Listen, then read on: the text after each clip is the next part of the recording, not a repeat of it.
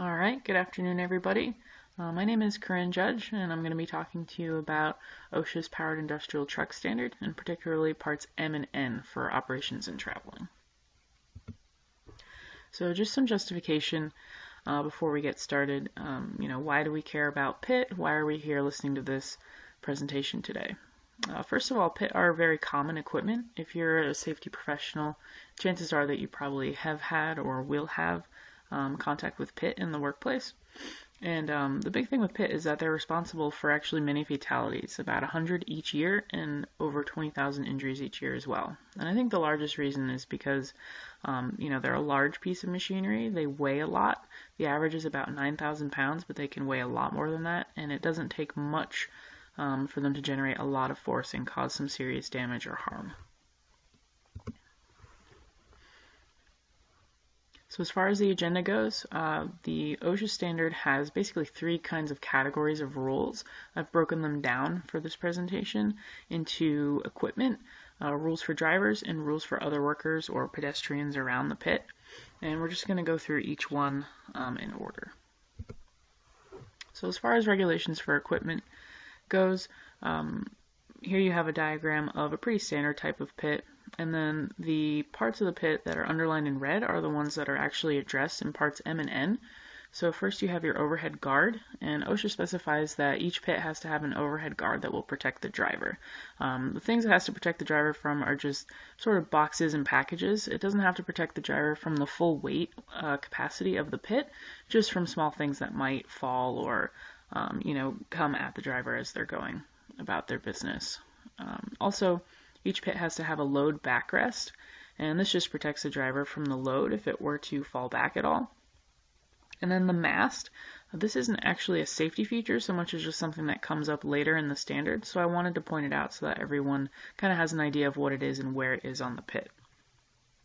And then one last note about regulations for equipment is that if you have a pit that's going to be used in a hazardous atmosphere, it has to be designated for that purpose. So what does OSHA consider a hazardous atmosphere?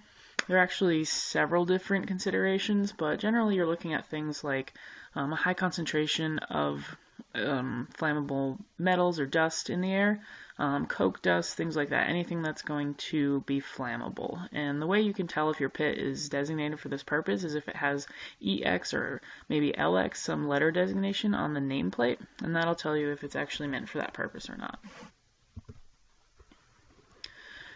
So getting into regulations for operators, this is really the largest category of rules in parts M and N of the pit standard.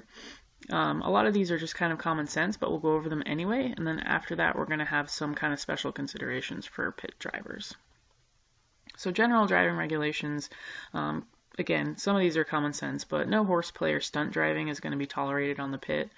Drivers need to remain in control of the pit, and this kind of involves keeping a safe speed so that they're able to stop when they need to. Also, they need to be able to make smooth, controlled turns.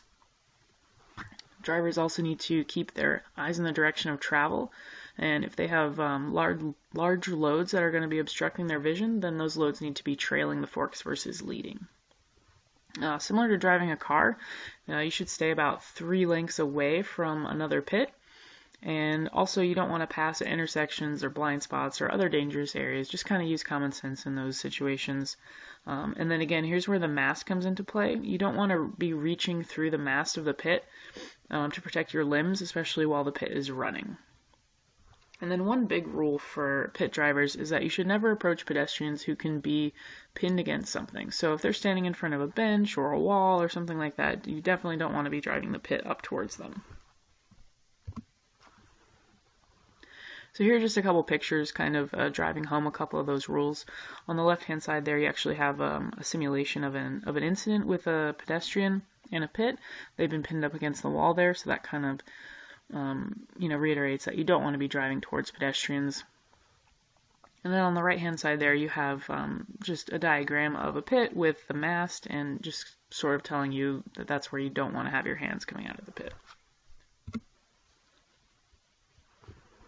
So moving on to some situations where operators need to take extra care. If you're operating a pit in a truck trailer or a rail car, or generally just loading or unloading on a dock, there are some certain considerations to take into account, particularly the load capacity of the trailer or the rail car. You definitely want to take that into consideration before you take your pit onto it. Again, these are very heavy machinery, so whatever you're driving onto needs to be able to handle the pit and its load. Also, if you're going to be driving onto a trailer or rail car, you want to have the brakes engaged and wheel chocks underneath the wheels just in case the brake engagement fails, you have kind of a backup system there. And for trailers, you're going to want to have fixed jacks. And OSHA actually defines these as sort of like landing gear, like you can see on the left-hand side there in the photo, something that's going to be permanently affixed to the trailer, not something that you can take away or get rid of at all. It's going to be something that kind of folds down from the bottom of the truck. And then as far as dock plates go, you just want to make sure that they're secured before you drive over them with your pit. And again, take into consideration any load capacity. If your pit is too heavy for the dock plate, obviously you don't want to be driving over it. So again, here are just a couple pictures reiterating what could happen if these rules aren't followed. On the left-hand side there, you have a pit that's clearly they've tried to drive it onto the trailer.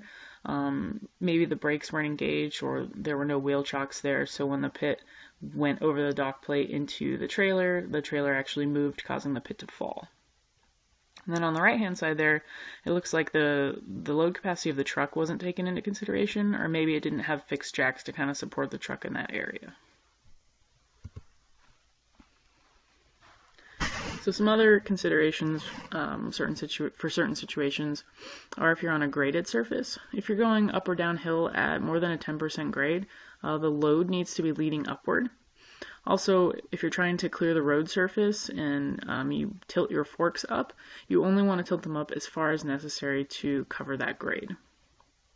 If you're going to be driving your pit onto an elevator, you want to have your load leading, and then once you get on there, you're going to want to shut down all the controls, engage your brake, and shut the pit off. And then also just take into account, again, very critical, the load capacity of the elevator. How heavy is your pit? How heavy is the load that's on the pit? Make sure that doesn't exceed the capacity of the elevator itself. And then lastly, for regulations for operators, we're coming to dismounting. And really what's key here is the definition of an unattended pit. So basically, if the driver dismounts from the pit and is any distance away and the pit is out of their sight, that means it's unattended. If the pit is in their sight, but they're more than 25 feet away from the pit, then it's still considered unattended. If the pit is actually deemed to be unattended, there's specific steps that you have to follow, and those include lowering the forks, cutting off all the power, and then engaging the brake. Also, pit drivers should be mindful of not parking in front of, emergency lanes, fire extinguishers, any kind of emergency equipment or egress routes. And then lastly, we just have some quick regulations for pedestrians from parts M and M of the standard. The biggest one here is to never go under the raised forks of a pit. It doesn't matter if there's a load or not load, or if there's a load or there's not a load on the forks, or if the pit is moving or not, you just don't want to go underneath the raised forks. Definitely don't do what's happening in the picture here, where it looks like they're almost having a little meeting underneath a very heavy load of the pit. And then the last one for other people working around pit is that only authorized personnel can ride in the pit. So if you're going to have a second person on there, they have to be authorized. And then also the language specifies that there needs to be a designated safe place to ride.